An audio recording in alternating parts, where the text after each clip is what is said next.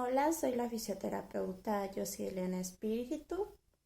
El día de hoy vamos a hablar sobre el dolor crónico, pero para empezar necesitamos saber la diferencia entre un dolor agudo y un dolor crónico.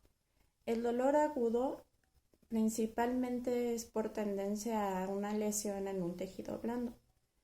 Hablamos de esto es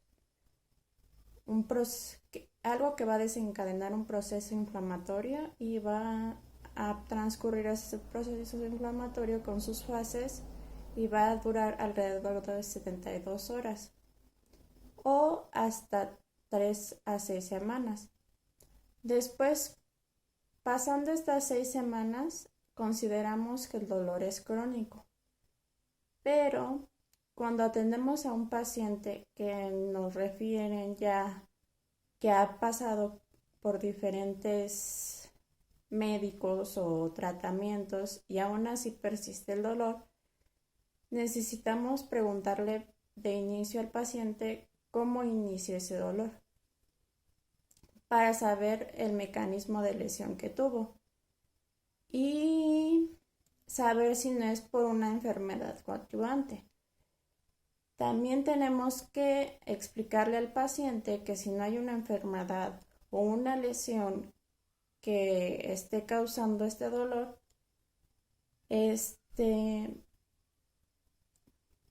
o que desencadenó este dolor o ya lleva un proceso pues de larga duración,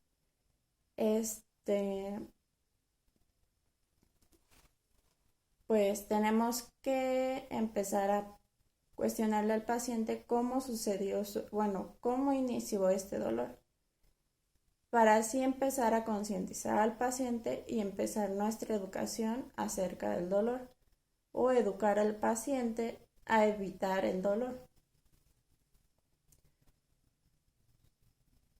Por ejemplo, en enfermedades ya crónico-degenerativas o reumáticas por lo general, pues van a ser pacientes que van a presentar dolores constantes, dolores crónicos.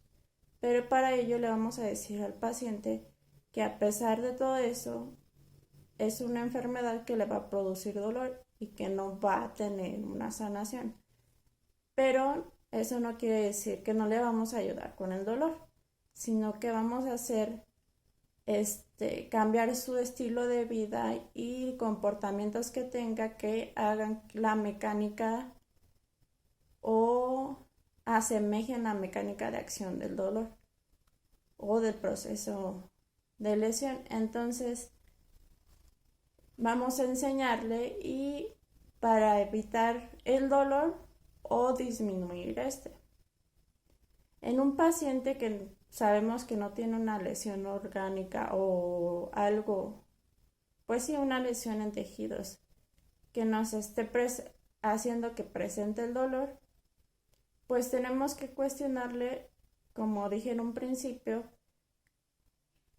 cómo empezó su dolor, con qué ese dolor ha ido aumentando o con qué disminuye ese dolor.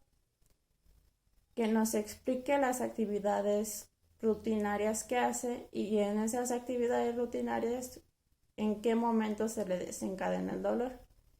Y aquí nosotros podemos ver que existen mecanismos de acción que puede hacer el mismo paciente que reproduzcan el mecanismo de acción de la lesión que tuvo. Entonces, pues va a manifestar el dolor. Una vez con esto, pues le explicamos al paciente que pues está haciendo rutinas o algunas posturas o algunos ejercicios o pues X, o sea, acciones que reproducen el mecanismo de lesión y esto va a provocarle el dolor. Entonces vamos a educar al paciente a que cómo realizar las cosas de manera correcta, a educarlo a mantener pues una higiene postural y pues hacer las cosas como se deben de hacer para evitar el dolor. Así como, por ejemplo, un ejemplo, muchas de las personas han sufrido choques o accidentes y sufren el fenómeno del latigazo. Y si los ves posterior a la lesión ya de unas semanas, los ves con el cuello rígido porque quieren evitar bueno, ya saben, bueno, su percepción del dolor ya quedó en su mente, entonces quieren evitar el dolor o que haya otro mecanismo de lesión, entonces siempre los vas a ver con con el cuello rígido y eso va a producir procesos inflamatorios o de estrés y de fatiga en los músculos ya lesionados y en otros músculos que posiblemente no han sido lesionados.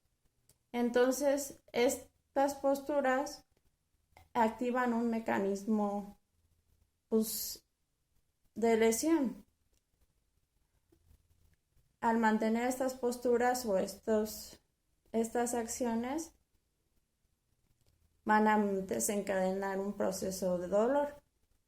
Y entonces pues vamos a educar al paciente que pues no, que debe de realizar las actividades, el movimiento va a hacer que disminuya el dolor y que pues siempre debe de haber movimiento, porque si no hay movimiento vamos a hacer un desgaste del tejido y cuando se necesite o se requiera o se haga algún movimiento, este tejido va a decir, oh, esto es nuevo para mí, entonces pues va a desencadenar un proceso inflamatorio, lo que va a conducir al dolor.